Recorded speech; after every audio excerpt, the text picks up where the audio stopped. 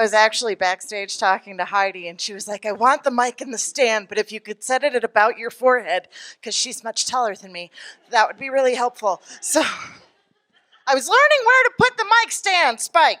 Mic spike. That's rhymes. You're welcome, because you guys didn't figure that out all by yourselves. Yep, Heidi Piper. She is next. She is a beautiful artist of a woman. When she speaks, it's just very graceful, and I didn't come up with this ahead of time, but really that's how I feel. She's just a very peaceful person, and I love that about her. She indicated that the strangest thing she's ever eaten was snails. I can top that. Inappropriately. I'm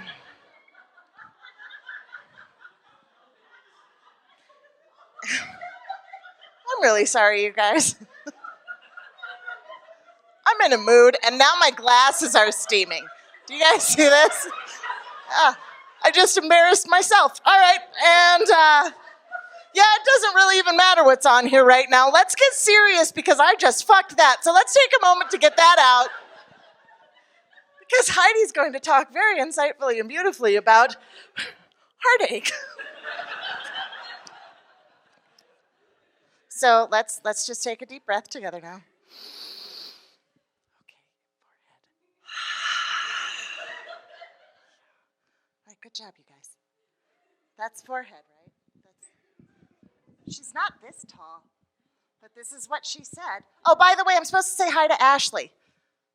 Yeah, from Spike told me to say hi. Anyway, if anybody else needs a shout out, that's what I'm here for. Here's Heidi.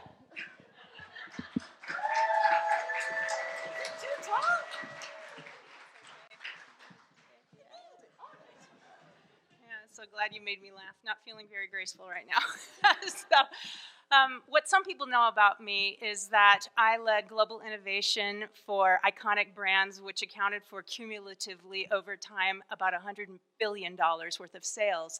Married to my best friend, a sweet, dark, Italian, handsome man, and raising together our 2 children in a safe, supportive, nuclear family cocoon with Europe as our playground. Now, it sounds pretty idyllic, right?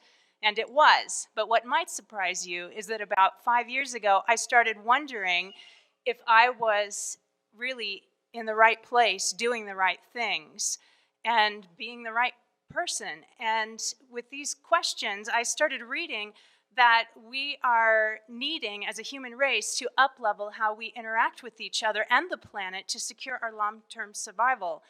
This really resonated with me, and I wanted to help, but I didn't know how. So I sent up a question to the universe saying, please show me how I can help. Now, about 4 weeks later, my husband and I are taking our habitual walk in the forest on a cold, dreary January day, and he turns to me and tells me that he wants to end our 24-year relationship. I was shocked. Why? What did I do? Is there someone else? There's no one else. What about our marriage commitment? What about the children? I don't want to hurt you. How am I going to find somebody else at my age? I don't want to sleep alone. We drove home in silence. I started shaking uncontrollably and instinctively got into a warm bath, and as I sank down in the bath and the water enveloped me with its comforting arms, the shaking subsided, but I felt empty, alone, abandoned. In the next 3 months, I couldn't eat, I couldn't sleep, I was barely surviving, and a woman, Mukara, who was helping me, wasn't sure I was going to make it, and told me one day, you can die of a broken heart. And I didn't know that, and I'm glad that she told me, because it made me choose to live. Now, of course, I then became angry at my husband. It's normal to have this reaction, and it makes you feel a little bit powerful in what otherwise feels like a powerless situation. But I remember reading somewhere that if you're angry and vindictive to somebody else, it's like taking the rat poison and expecting the other person to die.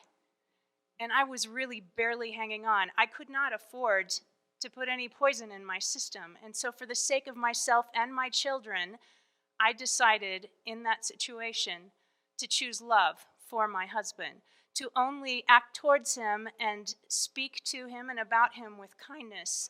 And that single decision to choose love was what enabled us to go through separation and divorce with love, and it was the first step that I took in completely transforming my life. So I learned there's a series of practices that you can use to move along an evolutionary journey of healing in 3 stages: triage, tuning in, and taking action. For triage, the most important first thing is to get support. We're not meant to go through these things alone. Second, take care of yourself, so choose love for yourself in this situation. And third, allow yourself to mourn. For tuning in, meditation is a fabulous practice, as is gratitude. And then tuning into our own intuition and looking for signs and synchronicities can be very powerful. In the area of taking action, it's important to remember, what do you love to do, and doing it, and then saying yes to opportunities which show up to you that you feel passionate about taking, and then getting clear about where you want to go and starting to take action in that direction. But it's really important not to hold too strongly an idea about what the outcome should be or try to control things. So just take one step in the direction of what you think you want to achieve and see what shows up and who shows up, and follow those leads. And before you know it, you'll have miracles happening in your life that you could never predict. And if we all transform ourselves together, we will improve the way we interact with each other and the planet, and secure a peaceful, happy, loving future for generations to come. My life has completely transformed. I am now living here in a place that I love. I am with a man that I love. It is possible to find love again. Doing work that I love, and I just wrote my first book. You are a phoenix. You are capable of transforming your life. Are you ready to fly into the next glorious chapter? Thank you.